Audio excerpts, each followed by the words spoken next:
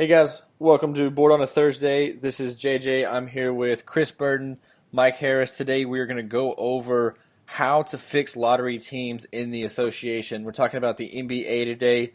Mike, what's up? What's going on, fellas? Finally doing this, huh? We are on. Yep. It's really happening. It's here. Mr. Burden, what's up? Hey, what's going on, JJ? Hey, Mike, what's going on over there? Just enjoying Austin, Texas, man. Mosquitoes and everything. Oh yeah. Perfect. Let's get rolling, man. I'm ready to do some NBA 2K adjustments to some of these teams. No, we're not doing 2K adjustments because we're not playing against 12-year-olds or rookie sliders like you do. Fine. Okay, so we're going to go team by team. We're going to start right now with Miami. Guys, how do we fix Miami? Honestly, Honestly. they don't need fixing. Nothing. They were the hottest team in the East, and they just did it at the wrong time. I mean, start getting stock in Waiters Island right now because the price is only going to go up. No improvements. Nothing in the offseason. Just let it ride. Honestly, after what they just did, I'd make sure Waiters is there long term. I'd probably get a stretch four to get out of the way of Whiteside, but other than that, let the old Miami Mafia do what they do. Chris?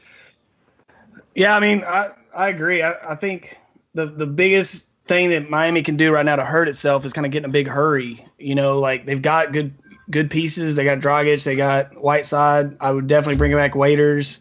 He's a good piece for them. And then in the offseason, I wouldn't try to get crazy. You know, if they add a guy like, Gallinari or some other stretch four, then, that's really going to help them out. Draft-wise, I mean, I would like to see them go after a power forward, maybe get like TJ Leaf or Zach Collins from Gonzaga.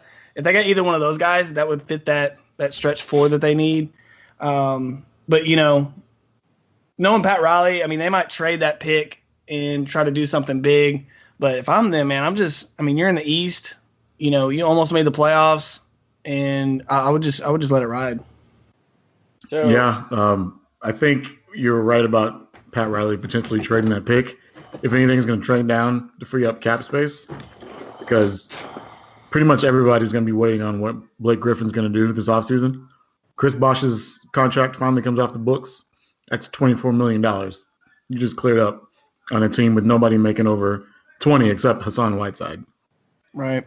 And another thing, if they want to get creative, a guy that I've kind of read some things that they might be targeting a little bit is if they do decide to trade that pick, I was thinking maybe going after a guy like Rudy Gay, a guy that's not gonna like kill your cap, but he's still, I don't know if he's still in his prime, but I mean he's still a very, he's one of the top at his position, and that'd be a really good addition for them. So, I was thinking something like, in Sacramento, let's be honest, they're not gonna win anything with just Rudy Gay.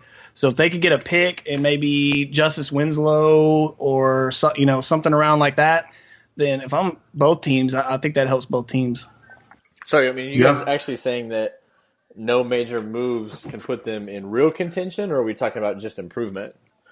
Well, and that's kind of something I wanted to hit on too is, a lot of these teams need to kind of realize where they're at. Like not every team none of these teams we're really talking about, I think, win a title next year or even have a chance.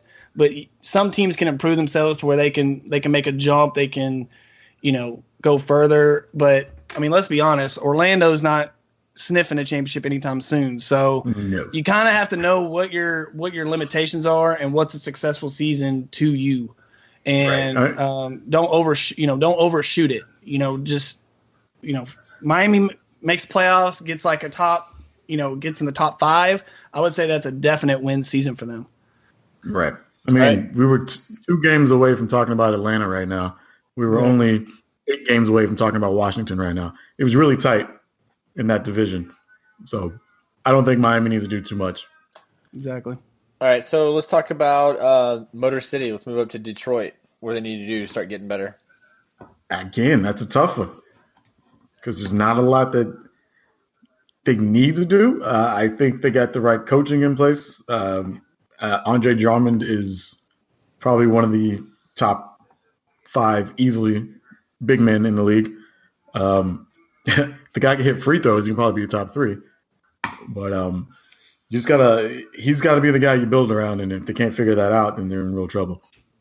I saw a crazy stat the other day about Andre Drummond. They said that if Andre Drummond would have shot what Shaq shot for his career percentage-wise, then he would have had an extra 100 points this season.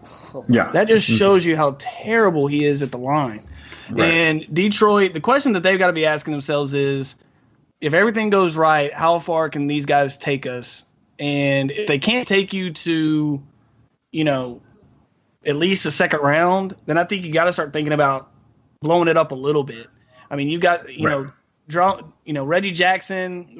I think he's kind of a mid-tier point guard. You can stay on the floor, yeah. Yeah, and Drummond, like you said, Drummond's a defensive beast, but you got to put people around him. Like, he's not gonna, he has no offensive game, and they've got to start putting some pieces around it, or they got to start blowing it up.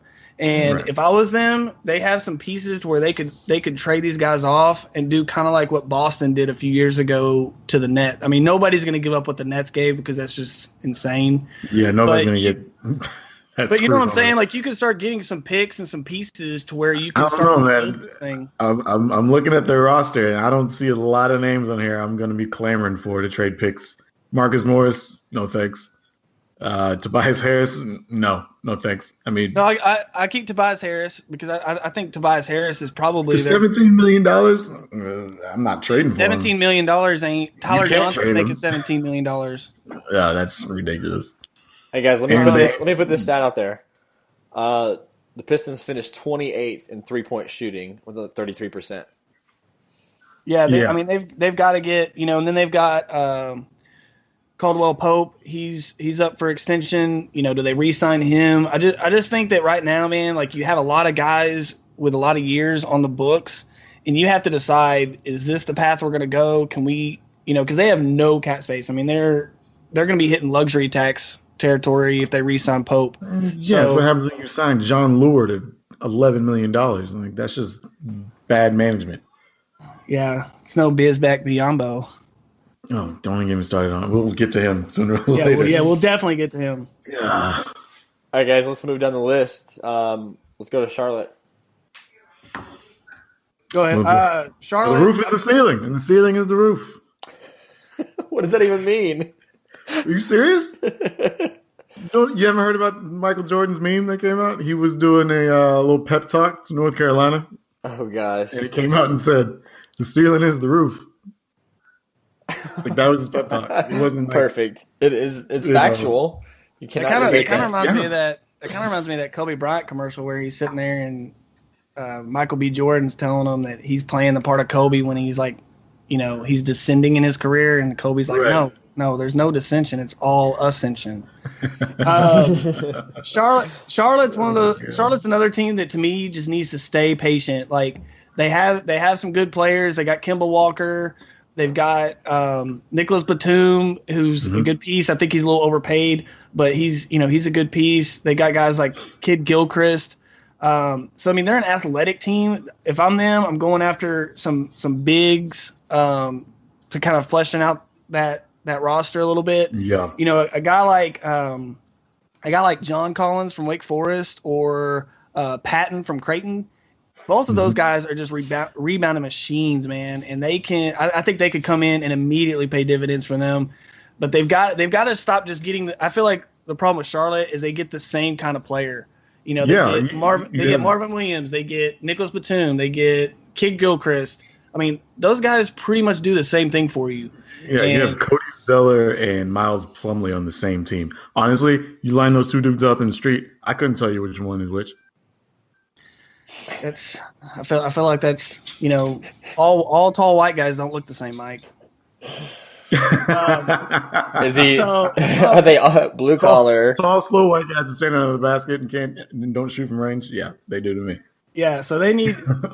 They definitely need. If I'm them, I'm going out. I'm getting some shooters. I'm getting some guys that can spread the floor because Kemba Walker. He's one of the fastest guys with the ball in his hand in the league. So if you could spread the floor out for him, I think he had a really good year this year. So I build around him, and like I said, are they going to win a title next year or the year after that? No, but know your limitations. Holy crap! I forgot they had Frank Kaminsky too. He's just piling it on now. Oh my gosh! Not that there's anything wrong with that. No, I'm just saying, like, Phoenix has, Kentucky U 2.0, and then Charlotte's running the every center that's ever been in the Final Four for the last 7 years, but can't play in the NBA. Well, I feel like they sat there and they watched Hoosiers, and they're like, hey man, we could make this work. Like, we need a little of that in our lives. We run that little fence play that they run at the end to get Jimmy some open shots. I'm telling you, it'll work. Golden, baby. All right, let's move on to the fun one. Let's go to the big city, New York. Oh, boy. I mean, y'all have heard about the whole drama going down with Melo right now, right? Oh, yeah. Yeah, I mean, my thing is I have a three-prong approach for the Knicks. First, I pull what is called Operation Sterling. And what I do there is I find some girl who doesn't care about her own pride or anything, and maybe get James Dolan to fall in love with her, and then maybe say some inappropriate things over a wiretap phone call. Because let's be honest, man, James Dolan is the beginning of this problem. Oh, big time. He saw that Phil Jackson. I don't think Phil Jackson could have shown him any more that he didn't want to be there. So what does James Dolan do? Hey, I'll sign you to an extension. You want 2 more years? Yeah, I'll give you 2 more years, and I'll pay you more money than any other GM in the league to do absolutely nothing. Yeah. Seriously. So, Just to run our 2 best players out of town, potentially. Yeah, you gotta get rid of Phil Jackson. I don't care what it's going to cost you. You got to get rid of him. Not only is he not building a good team, but he's killing you as far as like potential free agents. I mean, who's going to want to go there if they just treated Carmelo that way? Who's going to want to go there and be confident that they're going to be, treated respectfully or the way that they feel they should be treated? And then, so 2 things the Knicks can do. I think they try to go for CP3. If they can get CP3, then they try to, win with him and Carmelo. And in the East, I mean, who knows? I mean, that could get you. I think that roster could get you 5 or 6 in the East, maybe. Possibly. And if you can't get him, then I think you trade Carmelo and you just start rebuilding this whole thing. You get whatever you can get for Melo. You draft one of these good point guards that's in the that's coming out this year, and you just start fresh because they're not winning the title with Melo. The way they're almost kind of stuck now because if they get rid of him, then he goes somewhere and wins a title, then now they're like, oh God, we were the problem the whole time.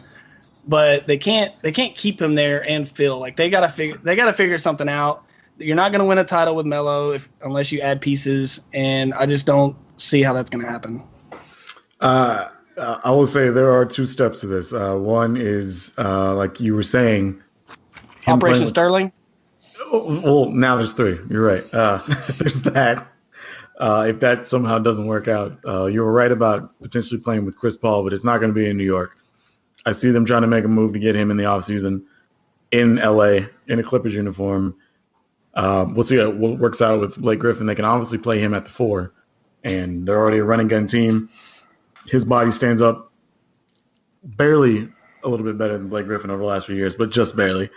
Other than that, they just got to stop trying to run the triangle. Like, give up. It's not working. That's what's driving teams. That's what's driving these players away. Dude. You got your own coach out here. Like, you can see in his eyes he doesn't want to do it. I mean, you got Derrick Rose saying, like, I could be a max player next year if you just did stop running the triangle. Like, hey, that's not going to happen regardless of the triangle. But you can see, like, nobody on the team really cares about running that old geriatric offense. Well, and the thing is, man, is let's look at the players you have when Phil was running the triangle. I mean, unless New York gets a combination of Shaq and Kobe or Jordan Pippen, I just don't see how you're going to have the same results. And right. I feel like people think, oh, well, because he won with those guys, the triangle must be a great – I mean, come on. Like, well, that's the other thing. Phil was not making personnel decisions back then. Somebody else was, and now Phil is actually in charge of making personnel decisions, and he can't even get the right guys in there. Right. I agree. All right. Let's go to Orlando. They've got some youth. Where do they go from here? Don't try to make it positive. It's on fire of a team. I texted Mike yesterday. I said, I think the Magic have the worst roster I've ever seen. Like their roster. Who do you build around on that roster? Did you guys hear about the D League kid that got signed, and he and his agent are in the GM's office taking a photo to put it on Twitter? Uh-uh. They had their entire offseason strategy on the whiteboard in the photo. No way. Guess who was circled in the middle? Who? Give it. Oh, your favorite ex-Maverick, now Grizzly, $94 million man. Parsons? Parsons. Oh, my God. Bringing it back to Florida. That's one of their big offseason targets. Are you freaking kidding me? They're just going to get everybody? Al Horford, what's left of them? That's what we're going to go for, too? I mean, the only thing they could be thinking in that is to sell tickets. But who's going to go? Who's going to pay money to see Chandler Parsons sit on the bench in street clothes? Yeah. Average. He's never on the floor. Average a solid 6 for the year. Exactly. I mean, he's a pretty man. I'm pretty sure a lot of people would sit there and stare at him for 2 hours. Okay, we're not.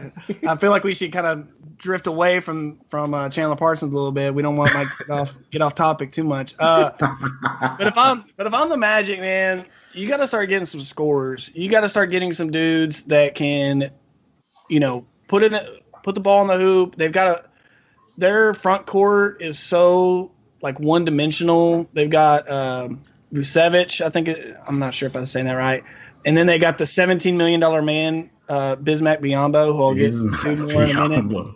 And the two highest paid guys are Bismack Biyombo, and Evan Fournier. That's not a roster that's going to win anything. If I'm Magic, I'm going for Malik Monk. That's my number one guy that I'm targeting in the draft. If they can get him, that dude can fill it up. He doesn't need, he could score from anywhere. Him or Jason Tatum, they're both really good scorers. They don't need to just strictly come off ball screens, or they don't have to completely play iso ball. Like they can adapt to whatever offense they're in.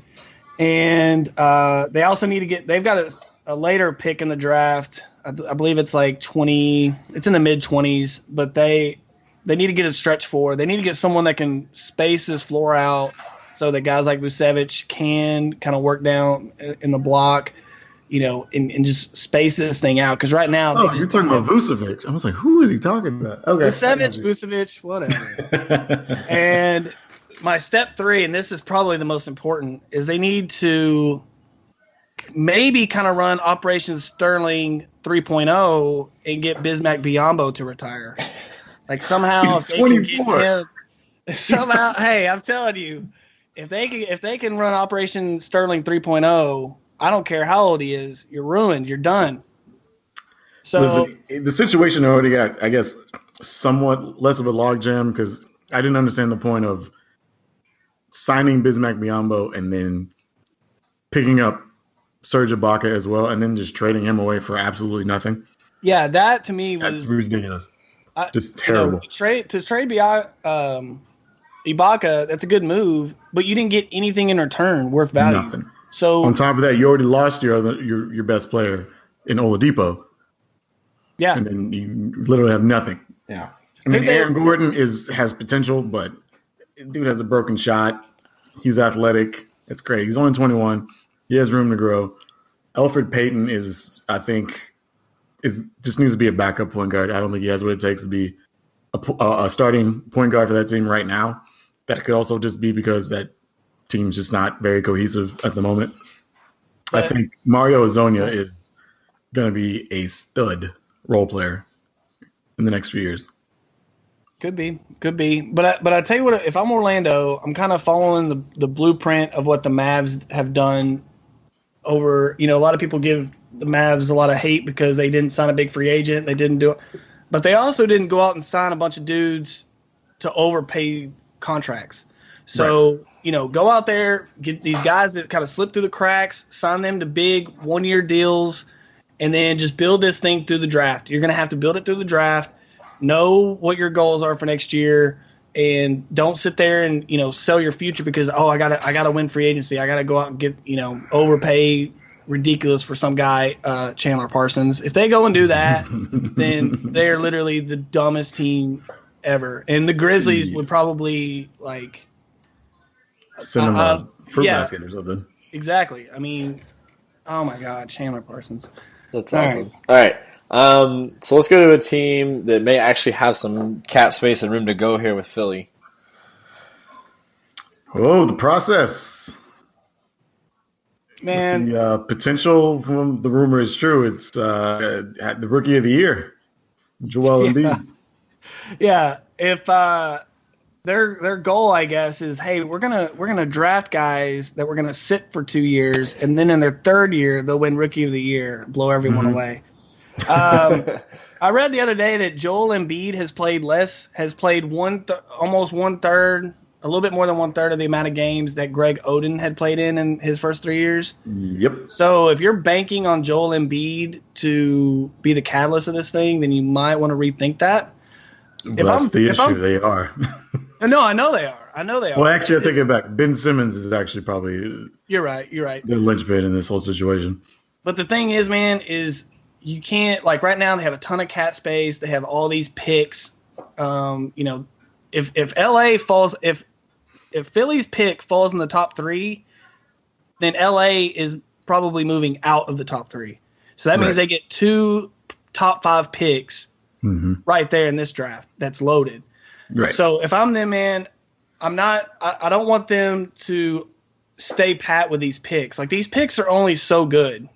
Start getting players who what they can do and are veterans instead of having, the Fab Five run out there and trying to do something with them because, that only works so much. And to me, I kind of compare them to, I don't want them to be OKC 2.0, where, OKC had James Harden, Westbrook, and Durant, and now all they have is Westbrook. They went to one finals.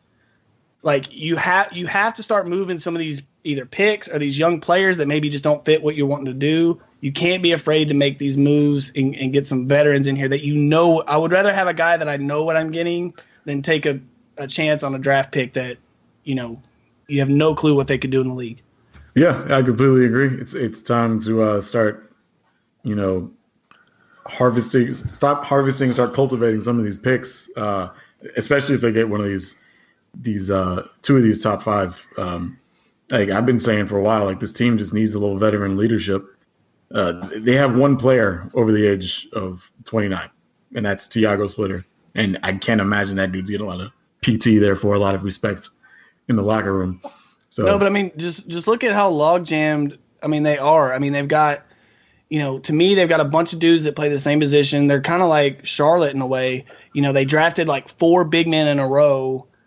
You still have Okafor, who, I'm a big Duke fan, so I'm a big Okafor guy. But that guy is just not. He's going to be a 6th man or a guy off the bench. He's not going to be able to start. He's just too slow, and you're going to have to start putting a team together. You can't just say trust the process, and then year after year you're just getting younger and younger. If they traded a couple of these picks and future picks that they have, they could be in the playoffs next year. They could get a superstar because they have the cap space, and they could be in the playoffs. If Ben Simmons is all he's hyped up to be, comes back fully healthy, let's say you get 80% of Joel Embiid and he actually can be healthy for a playoff push, and these guys go out and get a starter point guard, which there are plenty to go around in this first round of the NBA draft coming up, yeah, they could potentially make a run at a playoff next year. I think Dario Saric could be potential all-star in one day, maybe not perennial, but he's showing the pedigree for a guy that's not scared to take big shots. Look at a guy like Covington. Covington is putting up good numbers. He's a good player. I've enjoyed that guy's game a long time. Just on where's he going to fit in once Ben Simmons comes back? He's going to be gone because he's only getting paid $1 million. Somebody's going to take. I guarantee you, some team is going to swoop in and grab that guy and put him in a great situation. He's going to be the difference maker. I can see the Grizzlies going to get him because they need scoring for sure. Tony Allen only has so much left. he plays defense not to the level of Tony Allen, but I mean the guy can hit open threes. He can get to the rim. I mean, and he's only 26. Yeah, I was gonna say 25, 26. But yeah, man, I agree, man. To me, of all these teams we're talking about, Philly is that team that I think can make the biggest jump. But Right. Again, you keep drafting dudes that are just gonna get hurt and aren't gonna. Because like I said, man, Embiid, like if he has another year where he gets hurt again, I mean, you can't at that point you can't trust him. You can't sign him to a big deal. Cannot sign him long term. No. So All right. We've got one left. We're heading down to the Borough. It's the Nets. We've got some Linsanity, some Brooke Lopez, all that goodness Is that working. still a thing? I made it a thing. in Brooklyn, it has to be. Yeah. I guess I got to hold on to something over there. Listen, Brooke Lopez has been probably one of the most underrated centers in the league for the last 10 years. I mean, the guy is a stud. He's what David Lee was for the Knicks, back in the early 2000s, like an automatic 20 and 10 guy. He's a centerpiece for your offense and your defense. Dude just plays for a bad team. And Yeah. I wish for his own sake that he can get out of there and actually go chase. Like, I hope he's not that loyal to that team where he's not going to just like look and say, hey, I don't need this extra $8-10 million. Let me go get a chip somewhere else. He is shooting. Just make the playoffs. He's shooting 34.7% from 3-point range right now. Dude, everybody's shooting crazy. threes now. Everybody. Oh, yeah. So also in the last year of his contract, $22.6 million. He did come out and say though that he would like to be part of the rebuilding process in Brooklyn. I don't know if he was just saying that to save face or what. He's also 29. He's not going to be part of the rebuilding process in 2 years. Yeah. So 3 years. if I'm Brooklyn, I'm trading Brook Lopez. I'm getting whatever I can get for him. Yep. And the team that to me makes the most sense is the team that's getting it handed to them right now in their first round, and that's Boston. Boston is getting killed on the glass. They have no one that can protect the glass, that can protect the rim. You go out, you get. If I'm Brooklyn, I'm saying, hey, I want that pick back for next year because I don't think they're going to give them the pick this year. So say, hey, we want the pick for next year, and then you start adding some pieces to that, and if I'm Boston, I'm doing that in a heartbeat. I mean, if the goal is to win now, you can't just hold on to those picks and hope that they're going to turn into something. Like start trading those picks in, and because your window, like we learned with the Mavs have had that 1 year where if they wouldn't have won it in 2011, they weren't getting back. No, and your window is only so big, so you got to go for it now. I'm trading that. And if I'm Boston, I'm taking that in a heartbeat. Another thing that Brooklyn should do, they got to get some more shooters. They got to get some defense in the draft or through free agency. Sign guys to high 1-year deals, just like like I said earlier, the Mavs have done that in the past. Don't bog yourself down because 2019 you get your pick back. That's the first time you can actually draft a guy. Now they have 2 picks in this year's draft. I think 22 and 27. And they can get a couple of decent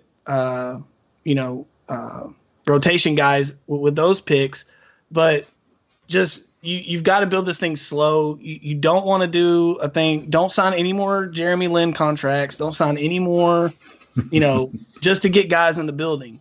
Right. You can go out there and get veterans for just sign them to one year deal, let them come in, and then just ship them out the next year or whatever. But that's the only way you can build this thing is you got to start. The one asset you have is Brook Lopez, and you got to trade him and get something for him before he hits free agency.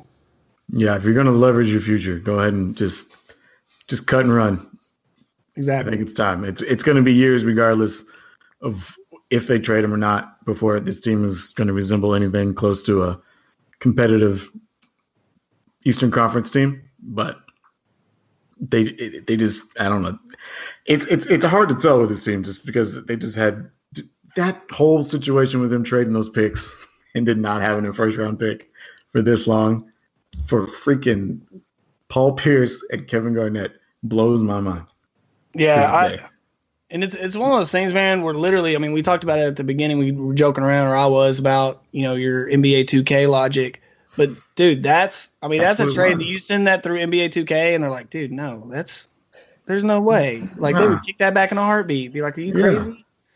But, and that's kind of the thing in the NBA, man, is you have to know the tiers and the way that you can either compete or – you have to know your limits. You can't sit there and say, if you're Brooklyn or even Orlando, hey, our goal is to one day win a championship. No, like the NBA isn't like the NFL. Like the NFL, you can build around a quarterback and ride him, build around him.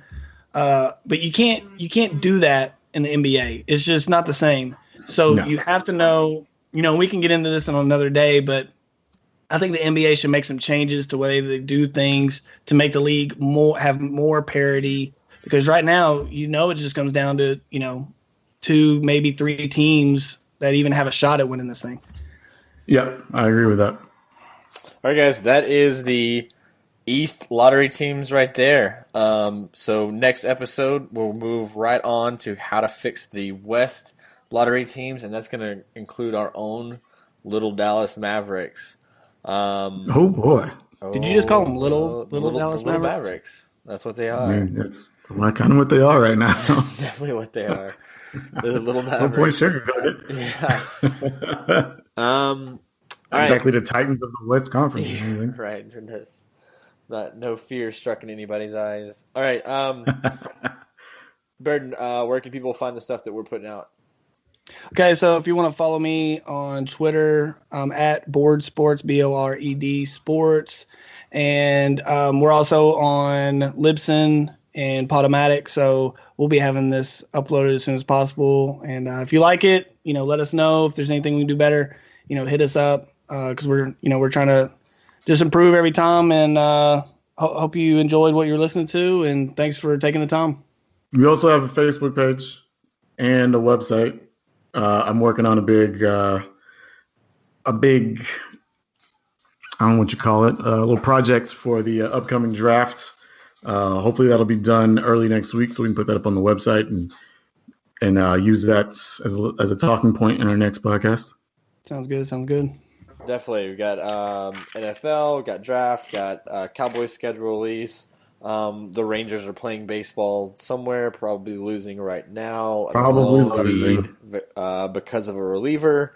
Yep. But we think everybody else. Actually, it's 0-0 top of the ninth. Oh, wow.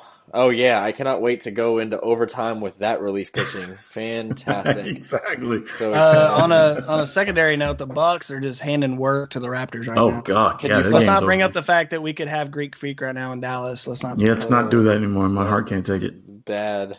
All right, guys. Thanks, everybody, for listening, and we'll catch you next time.